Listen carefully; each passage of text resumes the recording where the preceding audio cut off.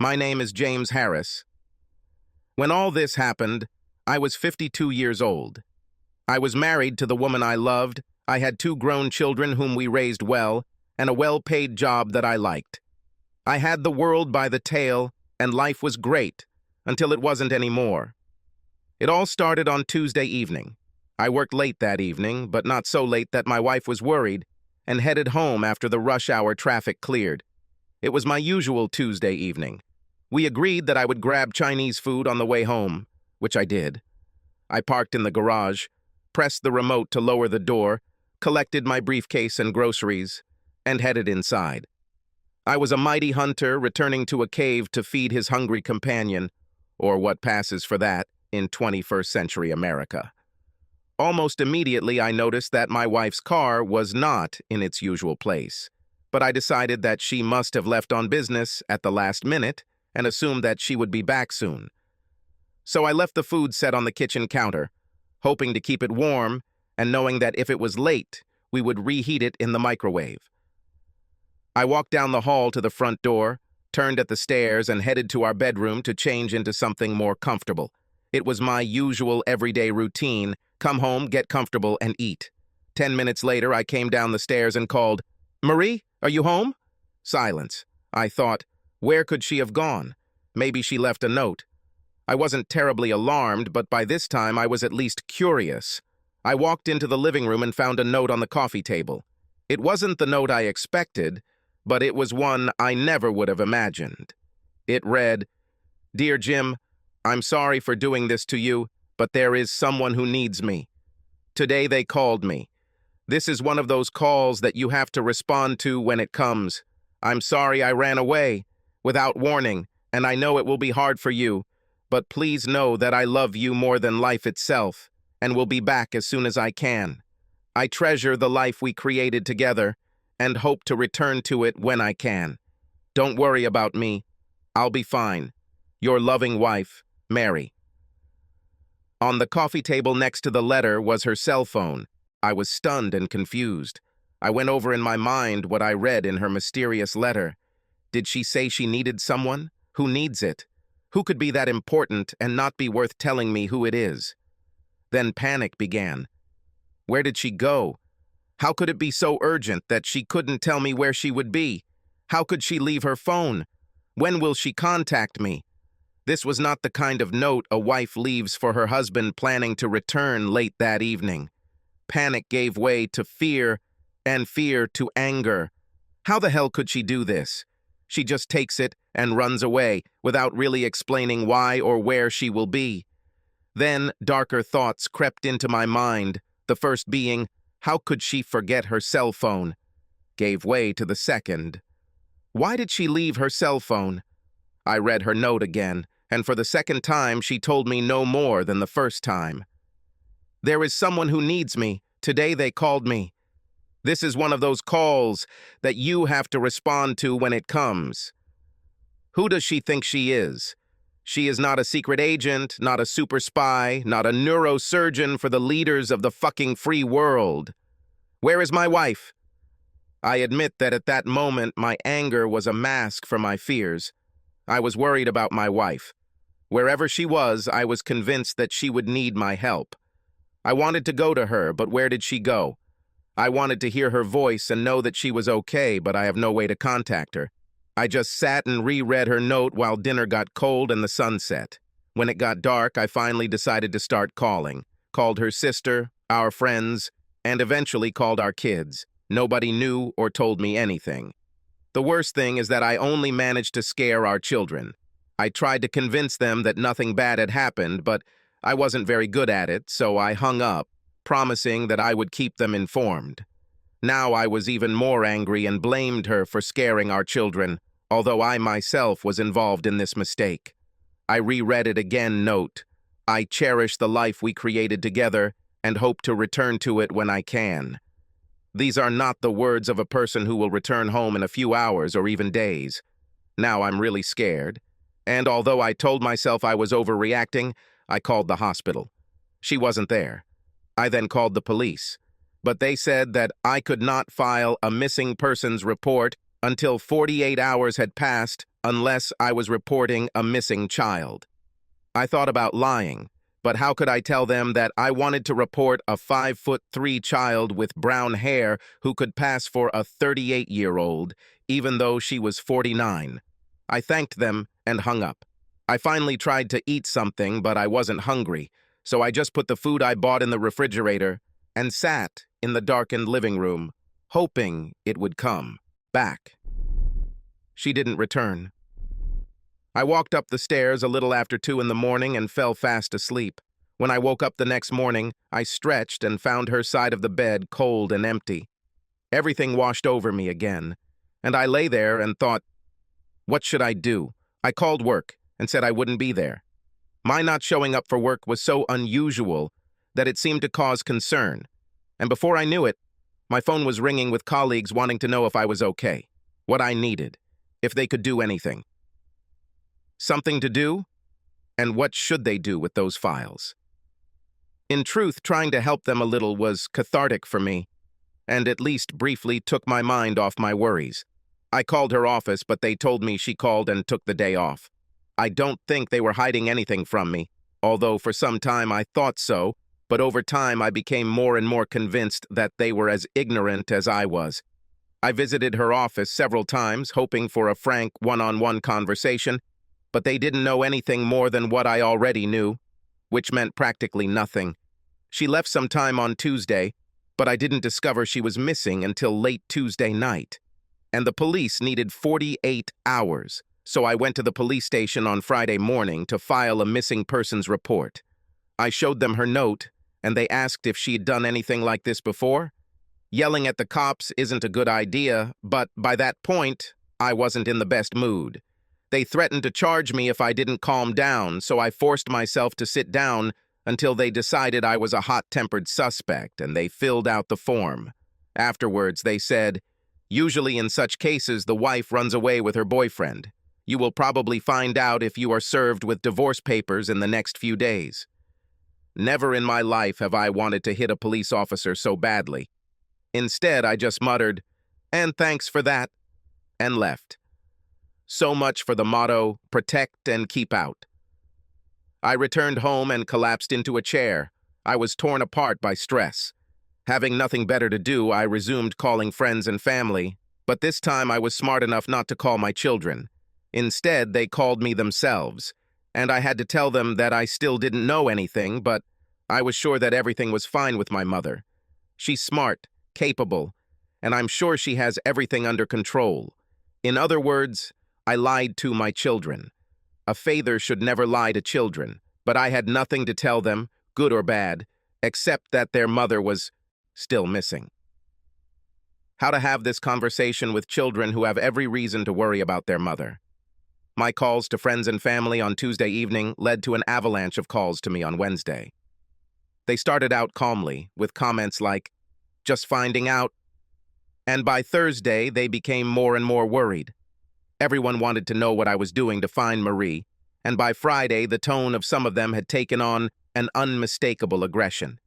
No one had spoken about it yet, but concern was giving way to accusations. If calls on Friday were bad, then visits on Saturday were simply impossible. I was inundated with visitors, friends and relatives stopping by to see how I was doing, and they always started with words of support, but soon followed by questions. Were there any problems between you? Didn't you quarrel? Was she unhappy? What got me was when her mother asked, "Are you sure you don't know where she is?" I lost my temper and yelled at my mother-in-law for the first time in the entire time we met. "What nonsense are you talking about, Margaret? Are you accusing me of something? Do you really think I would lie about something like that?" No, Jim, of course not. It's just..." She paused. "Spit it out, Margaret. Just what?"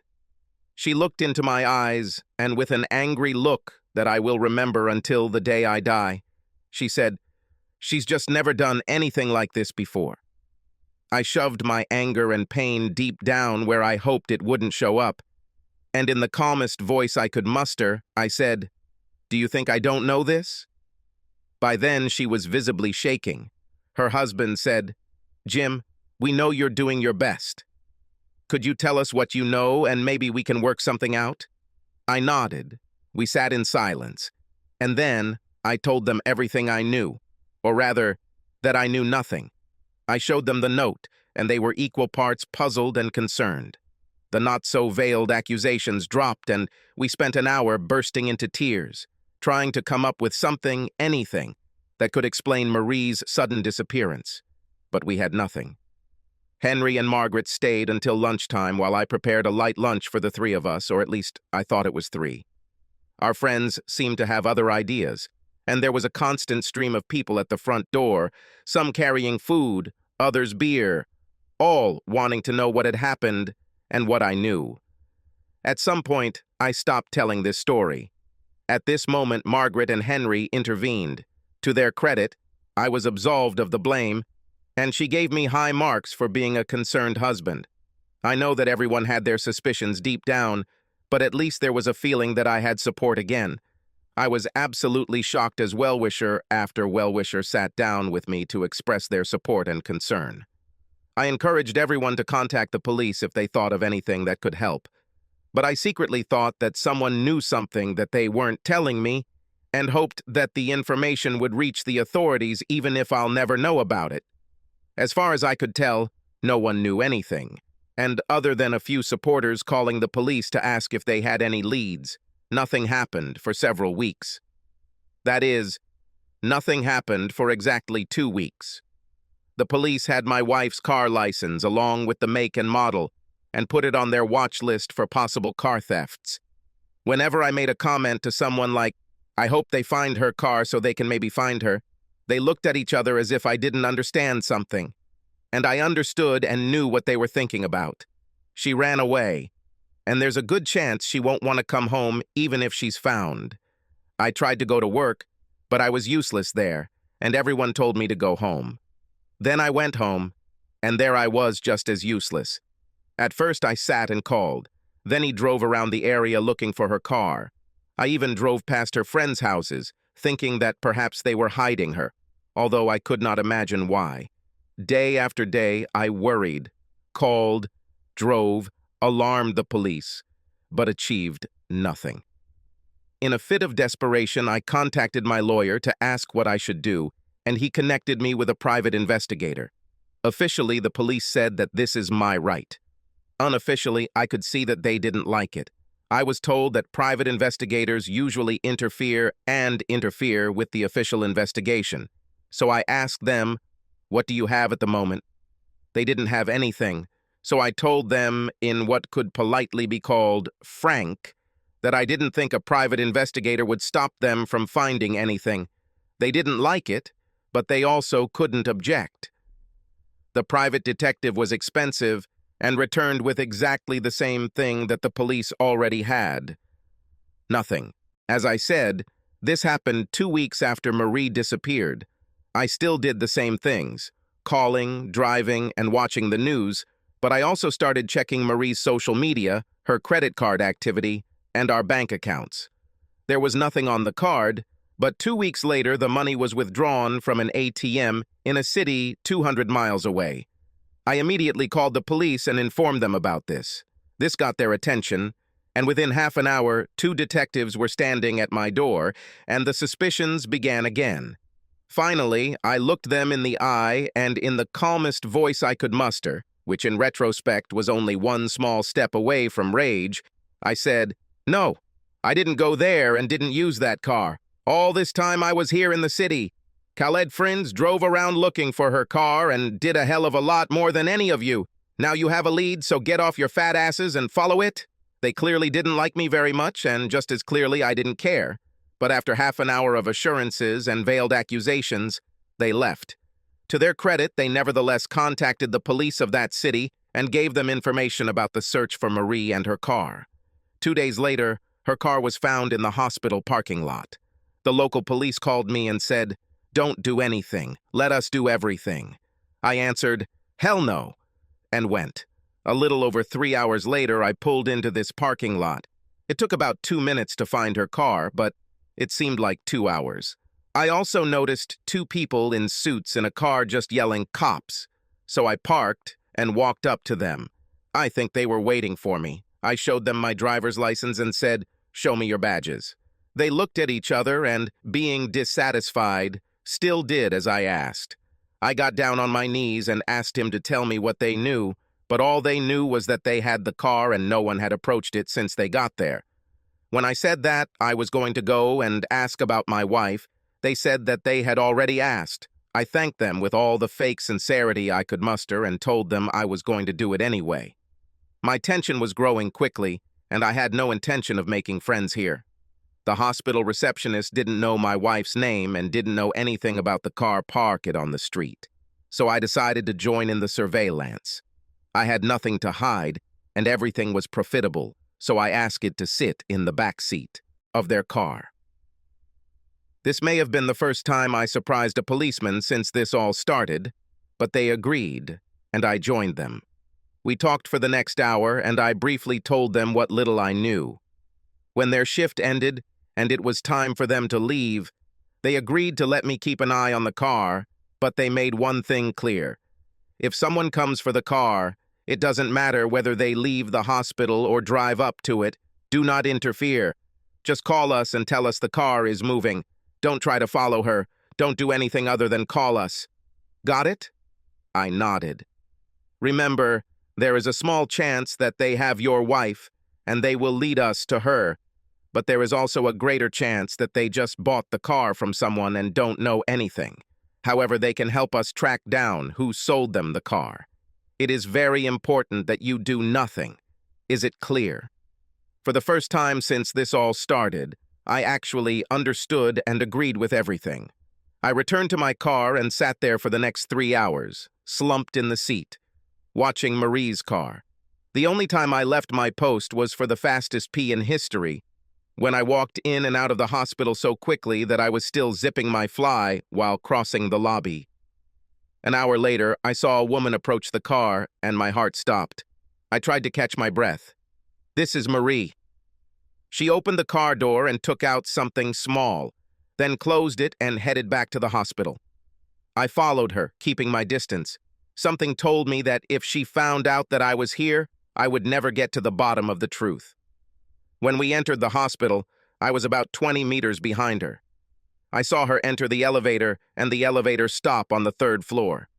Very little time passed when I looked into the room and saw that she was sitting near the man's bed. He seemed to be asleep or unconscious, and she was holding his hand. I coughed, and when she turned and saw me standing in the doorway, my beloved and loving wife fainted. I was angry and confused, but I called a nurse, who tended to her until she came to her senses. I spent most of this time studying the man in the bed. I had never seen him before. He was neither a friend nor a relative, just a man. But it is clear that for Marie he is more important than her marriage, more important than her family, and, it seems, more important than me. One mystery is solved, and then a new one appears. While the nurse helped Marie up from the floor, I took the opportunity to call the local detectives and report that my wife had been found. They told us to stay where we were and they would come right up, and I told them the room number. Life was starting to get very interesting. And as I looked at the man in the bed, I felt a cold chill in my heart where there had previously been fear. Having come to her senses, Marie was almost hysterical and only shook her head when I calmly and coldly asked her questions. Why, Marie? Who is this man? Why did you run away like that? Why didn't you tell us where you are? Why didn't you tell me you were okay? Marie, what's going on, for God's sake? Several times she looked as if she was going to answer, but then she lowered her head and began to sob again. I stood, waited, asked, and wondered when the detectives arrived. I let them take over and stepped aside, but they immediately asked me to leave. One of them joined me and asked a dozen questions. I simply told him the truth, that I saw Marie approach the car, followed her, and then ran into her in the ward. Encountered might not have been a good choice of word, and I spent the next 5 minutes assuring him that I had not caused her any harm. When he learned that the nurse had found her lying on the floor, the questions resumed with greater seriousness. All this time his partner was talking to Marie. Over time, I think I convinced them that I didn't hurt my wife. Or maybe she convinced them. Don't know. They wanted me to leave, so I called the ward. Marie, if I leave here, I will divorce you. Do you understand me? This again caused hysterics, and she begged me not to leave. Then I looked the detective in the eye and said, I'm not going anywhere until I get answers. Eventually, I was allowed to return to the ward. As quietly and calmly as I could, I began to ask Marie the questions that were burning in my mind. Marie gave only mysterious half-answers. He is her high school boyfriend and was her first love. He's dying, and he has no one. Between these lines, there were long pages of information, but I could only ask or guess. How did you live here for 2 weeks without using your payment card? She was silent for a long time until she finally said, I lived at his house. So do you know where he lives? Certainly. And do you have a key? She nodded silently. How long have you had the key to his house? She silently shrugged and looked at the floor. I knew that as soon as I made the accusation, there would be hell to pay if I was proven wrong. However, 2 fucking weeks is more than a man should have to wait in the dark for answers. How long ago, Marie? She didn't answer. How long has the affair lasted? She did not answer the question or deny the accusation. At such moments, the mind becomes quiet. Later, there will be time for new questions and new pain. Okay, I think you should at least show me his house. I want you to take me to where you are staying. She looked at me in horror as panic overcame her. In the end, she gave in and nodded silently. She grabbed her coat and we headed to my car. I'll take you, I said, and then I'll bring you back. She seemed surprised, but agreed. I think by then the detectives had decided it was a private matter. With a final warning not to do anything stupid, they left. Marie was silent almost the entire way, only giving me instructions when necessary. At some point, she whispered barely audibly, I was told that we may be required to reimburse the police for their time spent. I wanted to ask, who is this we you talk about? But remained silent. Only God knows what my pulse and blood pressure were. I could barely stand. As we pulled into the short driveway in front of the townhouse, I realized that inside, I would most likely find the answers to my questions. Marie led us into the house, and as I walked through the living room, I immediately noticed a pair of my wife's shoes on the floor by the sofa. Her favorite scarf lay on the chair. I wandered down the corridor when Marie called, James, please don't go there. If ever a wife's words backfired, this was it. I walked into the master bedroom. Marie's clothes were scattered on the unmade bed and chair, and her cosmetics, etc., were on the dresser. Only when I opened the wardrobe and saw familiar dresses there did my last doubts leave me. There was a blue dress that was her favorite, but I knew for sure that it was hanging in her closet at home. This is a duplicate. And there were several pairs of shoes that seemed to be her size and style that she liked. She didn't pack this for the trip. These are the things she kept here. Now there was no doubt left in me, and I realized that if I opened a few drawers, I would find her underwear and the like. The room seemed furnished not so much for living as for an occasional overnight visit, dinner and dancing, and then intimacy and sleep in the arms of a lover. I returned to the living room, feeling defeated, where I found Marie sitting calmly on the edge of a chair, staring aimlessly at the floor. So, is there something you want to tell me? She just shook her head slowly. How long ago, Marie? Obviously, this is not a platonic relationship. How long ago? She shrugged her shoulders silently, as if she didn't know the answer, but obviously she did, and didn't want to talk. Who is he to you? She was silent for a long time, and then answered in a quiet voice, He was my first. We were together when we were in school. I wondered if she meant high school or college, but both were long enough ago that I decided it didn't matter. How long have you been dating him behind my back?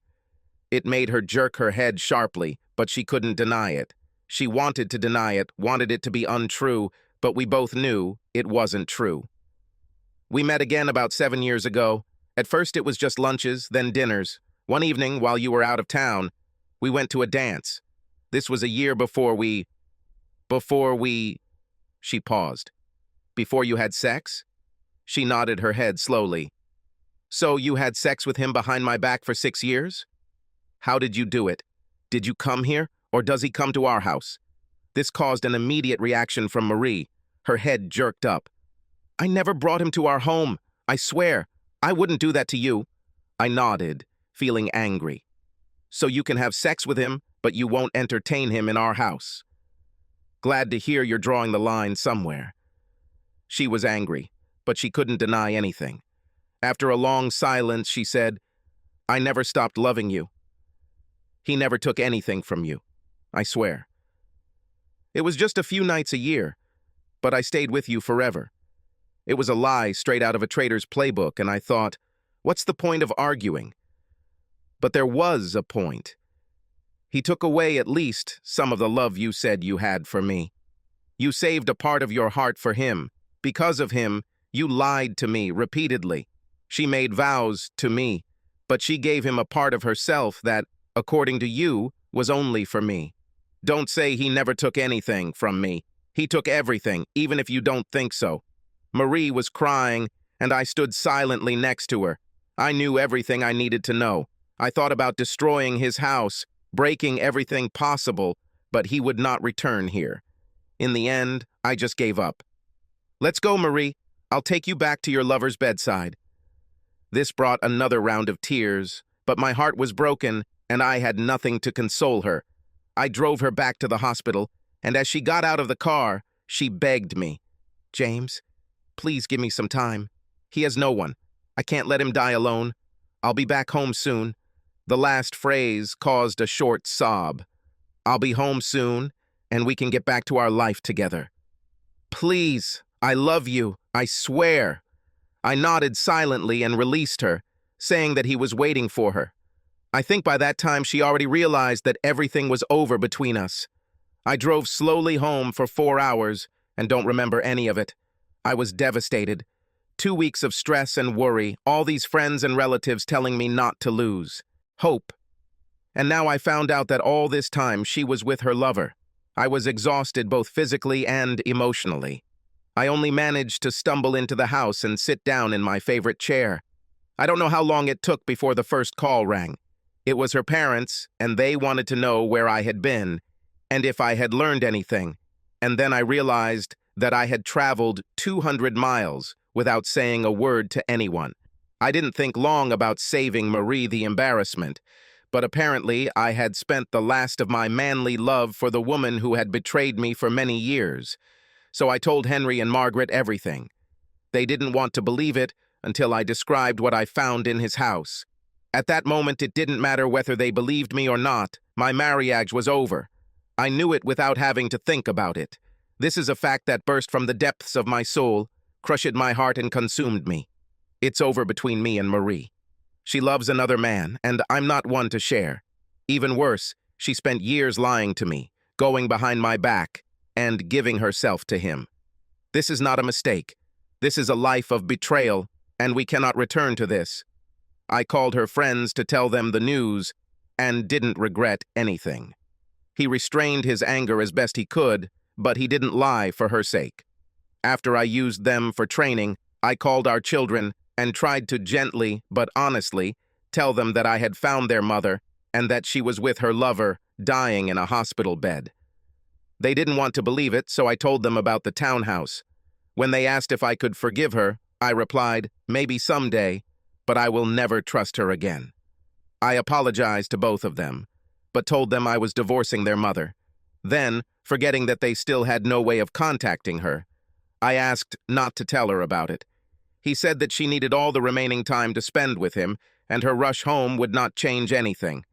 They argued with me, but in the end, they understood.